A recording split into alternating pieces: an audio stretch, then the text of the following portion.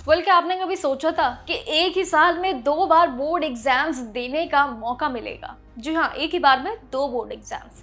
CBSE board ने एक ऐसा नया नोटिस जारी किया है जो आपके लिए थोड़ा सा अलग है, जिसमें पूरे देश के स्टूडेंट्स एंड पेरेंट्स दोनों की अगर कहें कि पूरी एक्साइटमेंट लेवल बढ़ने वाली है। बोर्ड ने अब class 10th second board exam 2026 के लिए स्कूल्स के लिस्ट ऑफ कैंडिडेट्स यानी कि एलओसी मांग ली है। इससे सीधा मतलब ये क्लियर कट आता है कि अगर पहले बोर्ड एग्जाम में आपके मार्क्स थोड़े से कम रह गए हैं, पीछे रह गए हैं, तो अब आपके पास उन्हें रॉकेट की तरह रफ्तार से बदलने का मौका आ चुका है, यानी कि एक और चांस। ये नया फॉर्मूला क्या है सीबीएसई का, चलिए इस पर भी नजर डालते हैं। पूरे फॉर्मूले को समझाती हूँ किस तरीके से ध्यान रखना है। सीबीएसई बोर्ड अब क्लास 10th के स्टूडेंट्स के लिए एक कहे कि अलग से चैलेंजिंग लेकर आया है, और ये कहीं भी रिलीफ पॉइंट भी, जहां उन्होंने लॉन्च कर दिया है जिसे बोला जाता है 2 बोर्ड एग्जामिनेशन पॉलिसी। ये पॉलिसी काफी न्यू है और इस पॉलिसी के तहत अब सब एक साल में यानी कि 2 बार बोर्ड एग्जाम दे पाएंगे।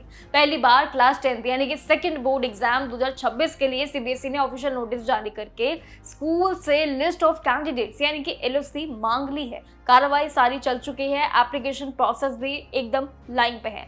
इसमें सबसे बड़ा फायदा ये है कि अगर आपने पहले एग्जाम में आपके थोड़े से कम मार्क्स अगर आ गए हैं, आप पीछे रह गए हैं, तो आप मई 2026 में होने वाले सेकंड एग्जाम में बैठकर अपने मार्क्स को पूरी तरीके से कंप्लीट कर पाएंगे, पूरी तरीके से उस पूरे फॉर्मूला को यूज करके अपनी लाइफ को, अपने करियर को सिक्योर कर पाएंगे।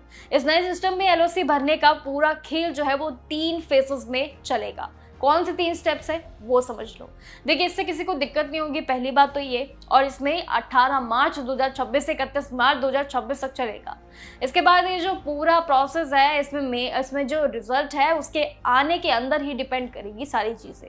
जैसे कि मेन रिजल्ट जब आएगा उसके अगले दिन से ही फेज 2 शुरू हो जाएगा, जो कि सिर्फ 5 दिन तक चलेगा। अगर कोई स्टूडेंट तब भी रह जाता है, तब भी अगर रह जाता है, तो रिजल्ट के 7th डे से फेज 3 शुरू होगा। लेकिन इसमें सबको यानी कि मेनली आपको लेट फी भरनी पड़ेगी। सारे सबमिशन स्कूल्स के लेवल पर अलग अलग होगा, इसलिए स्टूडेंट्स को अपने स्कूल से लगातार टच में रहना एक काफ़ी इंपॉर्टेंट पॉइंट रहेगा। हर एक चीज़ों के लिए अपडेट उनके साथ रह सकते हैं। लेकिन ध्यान रखना है कि इस एग्जाम में बैठने की कुछ कड़ी शर्तें यानी कि रूल्स एंड रेगुलेशंस भी है जो आपको फॉलो करना है।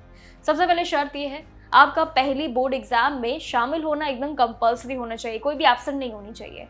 अगर मैक्सिमम 3 सब्जेक्ट्स में आपका अपना स्कोर सुधार अगर आप सकते हैं, जिसमें साइंस, मैथ्स, सोशल साइंस, बाकी लैंग्वेजेस और शामिल अगर ये रही सारी चीज़ें सब्जेक्ट्स को लेकर, तो ये किसी भी स्टूडेंट ने अगर पहली बार में ही 3 या फिर उससे ज़्यादा सब्जेक्ट्स का एग्जाम नहीं दिया था, तो वो सेकेंड राउंड का यानी कि सेकेंड बोर्ड एग्जाम का हिस्सा नहीं बन पाएंगे। ये एकदम क्लियर कट उनके निर्देश है सीबीएसई द्वारा। ऐसे स्टूडेंट्स को फिर सीधे अगले क्या होगा, साल जो फरवरी आएगा, अगला जो साल आएगा, उसमें ही मौका मिलेगा। टाइम बहुत खिंच जाएगा। एक और ज़रूरी अपडेट ये है कि अगर किसी स्टूडेंट की पहली एग्जाम में कंपार्टमेंट भी अगर आ गई है, ये भी एक मेन पॉइंट है, अगर कंपार्टमेंट आ गई है तो वो भी इस पूरे सेकेंड बोर्ड एग्जाम में कंपार्टमेंट कैटेगरी के अंदर ही आएंगे, उस नाम के साथ वो बैठ सकते हैं। इस नए एलओसी रूल के लिए अगर देखें तो काफ़ी अलग अलग रूल्स हैं जो काफ़ी आपके लिए फ़ायदेमंद भी है। जो हो सकता है कि स्टूडेंट्स की पर्सनल डिटेल जैसे कि उनके नेम, डेट ऑफ बर्थ में कोई भी करेक्शन अगर होगा तो उसको भी सुधार दिया जाएगा। सब्जेक्ट्स बदलने का मौका भी सिर्फ मैथ्स के केसेस में ही आया, जहां पर बेसिक या स्टैंडर्ड पॉलिसी के हिसाब से ही आपको ये पूरा फॉर्मूला मिलेगा। कुल मिलाकर सीबीएसई ने उन सभी बच्चों के लिए एक लाइफलाइन दी है जो बहुत आशा लेके बैठे थे, एग्जाम हमारा खराब हुआ है, बहुत टफ हुआ है, हम पीछे रह जाएंगे। ये उनके लिए एक नई उम्मीद है। मई 2026 में एक बार फिर से ये कोशिश करने का आपको मौका मिल जाएगा। अपने मार्क्स को चेक कर लेना जैसे ही रिजल्ट आएगा। बाकी जानकारी के लिए देखते रहिएगा जागरण जोश। सीबीएसई से रिलेटेड हर एक अपडेट के लिए जुड़े रहिएगा हमारे साथ। धन्यवाद।